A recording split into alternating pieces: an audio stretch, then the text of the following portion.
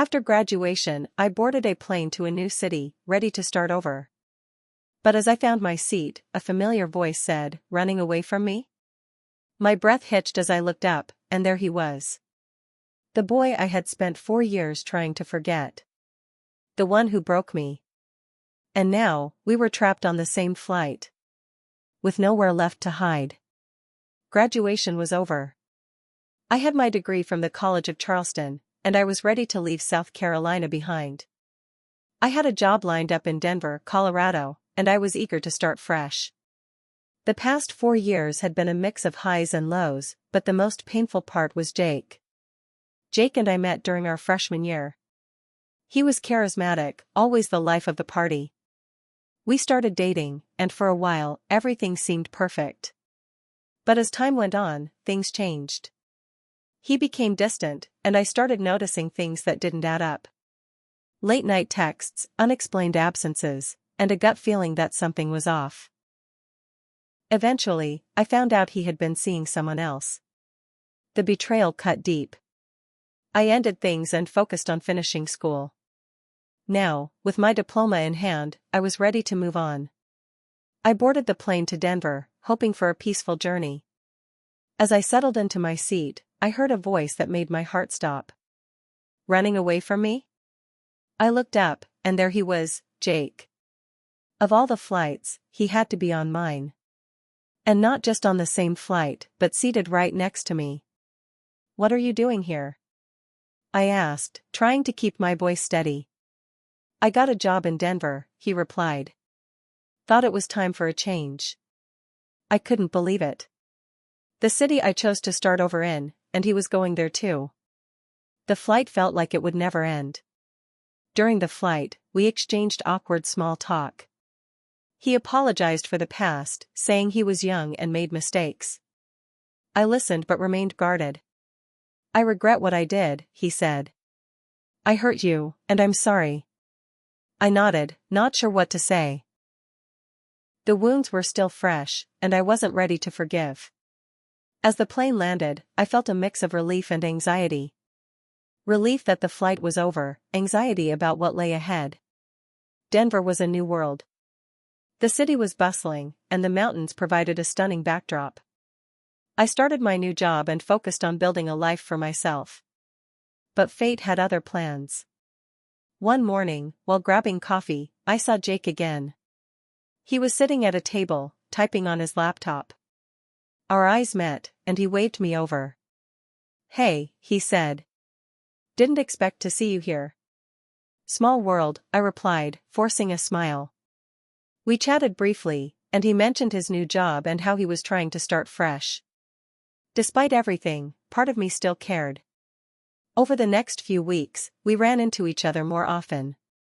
Sometimes by chance, other times not. He was persistent, trying to prove he had changed. I was torn. The pain he caused was still there, but I couldn't deny the connection we once had. One evening, he invited me to dinner. I hesitated but agreed. During the meal, he opened up about his past mistakes, his regrets, and his desire to make amends. "I know I don't deserve a second chance," he said. "But I want to try, if you'll let me." I looked at him, searching for sincerity in his eyes. "I need time," I replied. "I need to figure out what's best for me." In the days that followed, I reflected on our history, the pain, and the love we once shared. I sought advice from friends, weighed the pros and cons, and listened to my heart. Ultimately, I realized that while people can change, some wounds run too deep. I needed to prioritize my own healing and happiness. I met Jake one last time at the same cafe where we reconnected. "I've thought a lot about us," I began. "And while I appreciate your efforts, I need to move forward on my own." He looked disappointed but nodded. "I understand," he said. "I wish you all the best." As I walked away, I felt a sense of closure. The past was behind me, and the future was mine to shape. It should have ended there. I should have walked away and never looked back. But nothing ever goes the way it should. A week after I told Jake I needed to move on, I got a message from an unknown number. You don't know me, but I think you should. I stared at the screen, confused. I didn't reply. A few minutes later, another text came through, "You deserve the truth." About Jake. My stomach dropped. I didn't want drama. I didn't want to reopen old wounds. But curiosity got the best of me. I texted back, "Who is this?" "Samantha. I was with Jake." "Well, he was with you." My hand shook. I didn't know how to respond. I waited. Seconds felt like hours. Then the next message came, "Not just me. There were others. He didn't change. He just got better at hiding it." I stared at the screen. My brain refused to believe it, but my gut screamed otherwise. I asked her for proof. She sent me screenshots. Texts. Photos. Timestamped calls. Dates that overlapped with when he said he was working late or visiting his cousin.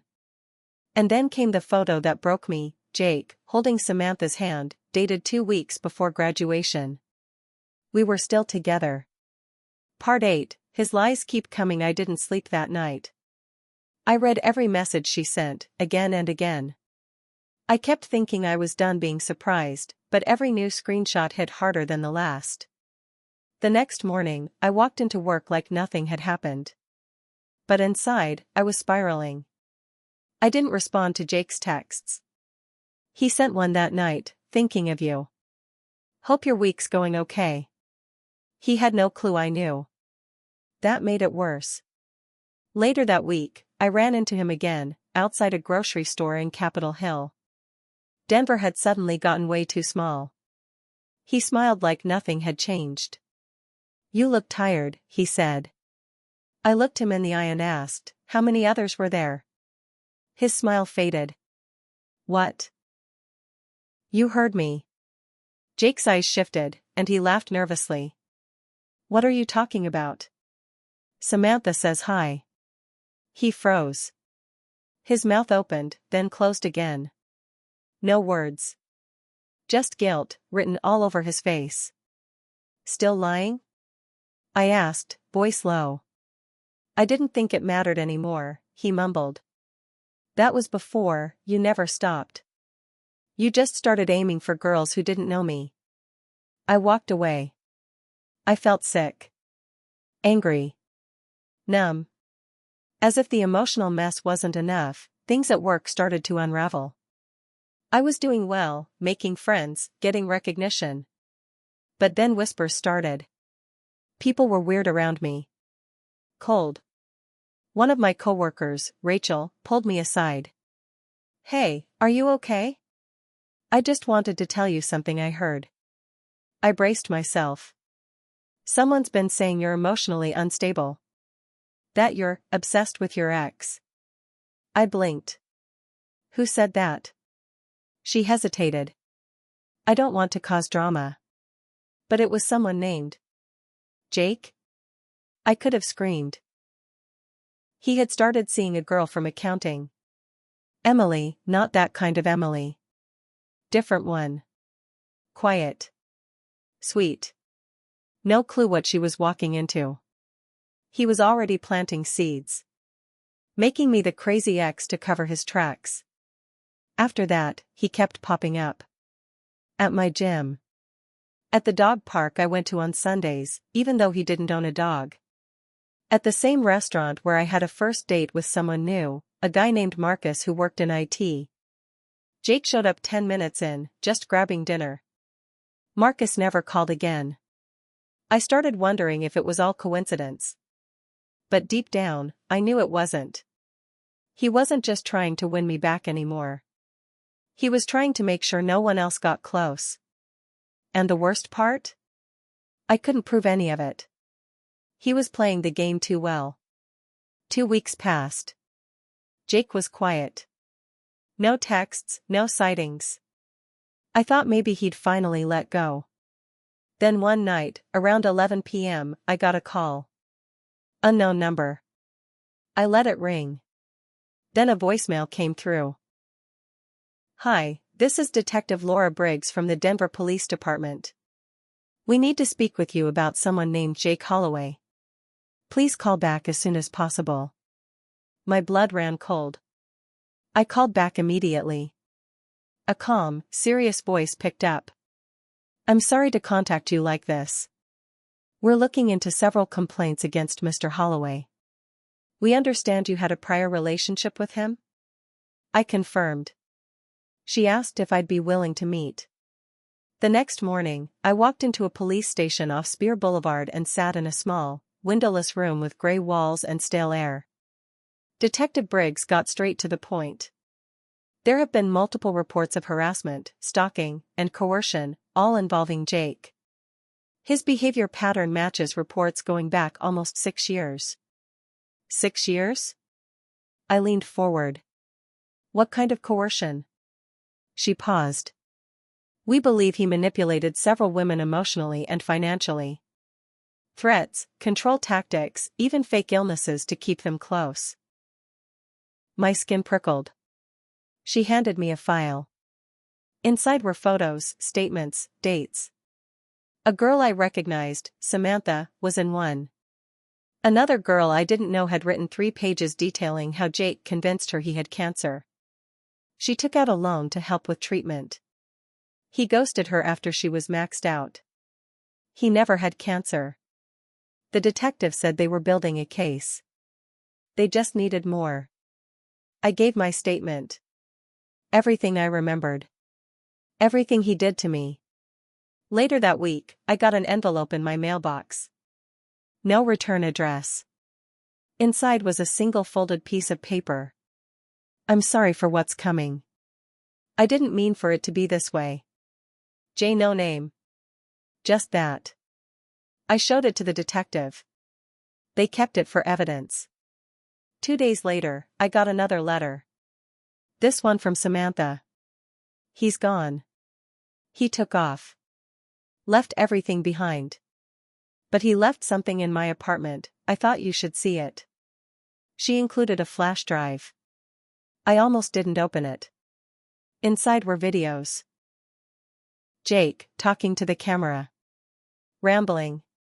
Unstable.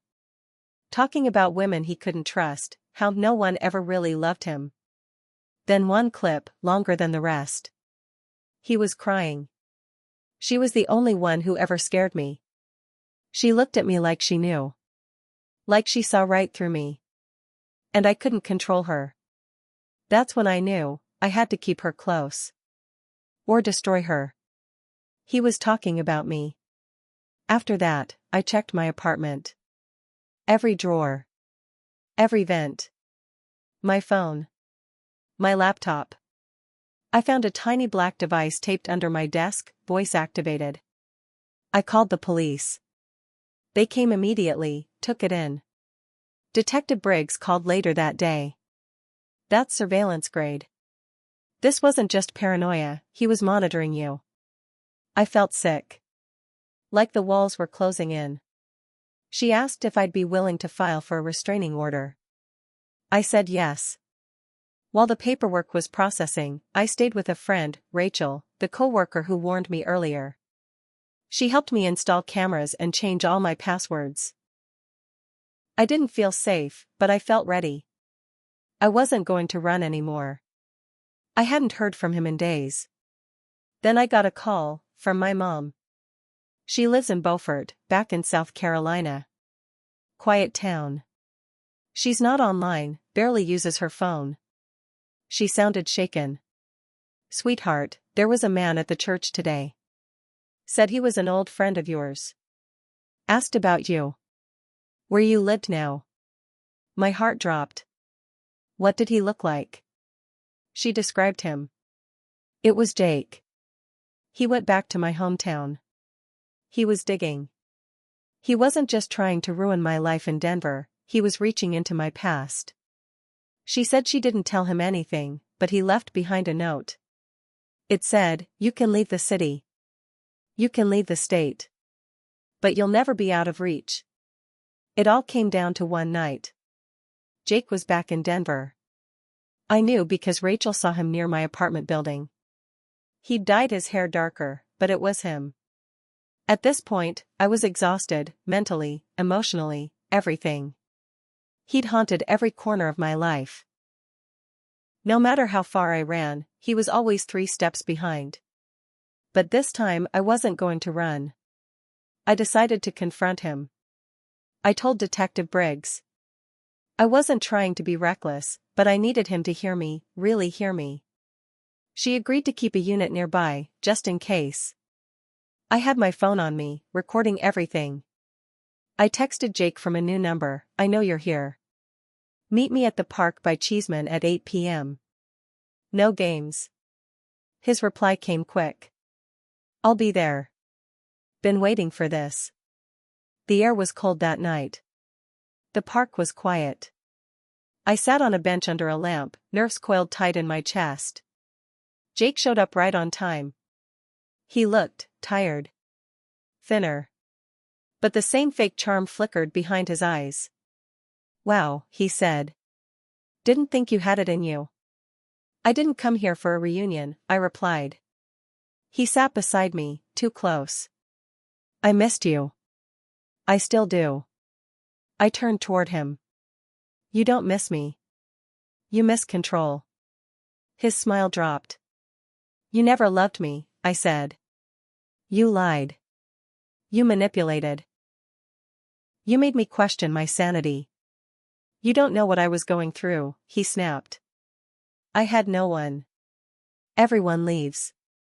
You made them leave." He stood up, pacing. His voice rose. "I was trying to be something. Someone. You think you're so perfect? You left me. I stood too. I left because you cheated. Because you lied. Because you installed a surveillance device in my apartment and stalked me across state lines." He froze. "You're not a victim," I continued, voice shaking. "You're a predator." A couple nearby had stopped walking. They were listening. One of them pulled out a phone. "Good. You don't understand," he said, quieter now. "They used me. Every one of them. They left, and you would have too. I just tried to keep what I had. You don't get to cage people and call it love."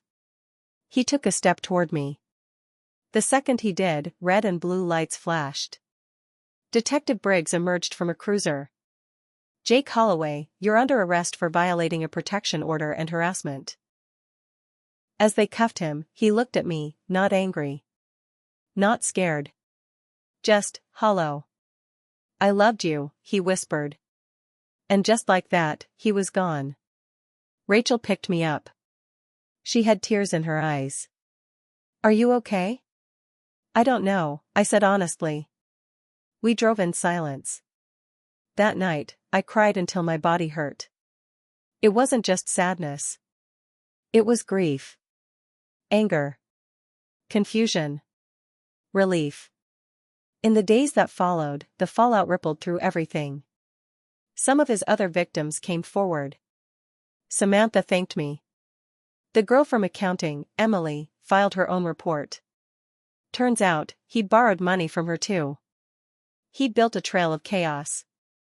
And now, it was unraveling. Work was weird at first. People looked at me differently, some with sympathy, others with judgment. But I kept my head up. Rachel and a few others had my back. I didn't want pity. I just wanted peace. Jake took a plea deal. Probation, mandatory therapy, a no-contact order that covered any form of communication. He's not allowed to be in the same state as me for the next 5 years. It's not perfect justice. But it's something. I changed my locks. Got a new phone. Moved to a new building on the other side of the city. Marcus, the guy from the short-lived date, reached out. Said he was sorry for ghosting, that he had no idea what I was going through. We got coffee. No pressure. Just 2 people talking honestly. Maybe I'll see him again. Maybe not. That part doesn't scare me anymore. Jake didn't break me. Not completely. But he took pieces. trust, time, confidence. I'm still putting those back together. I've learned that love isn't supposed to feel like fear.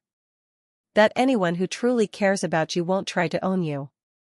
And that speaking up, even when your voice shakes, is power. I don't know where I'm going next. But I'm walking forward. And this time I'm not looking over my shoulder.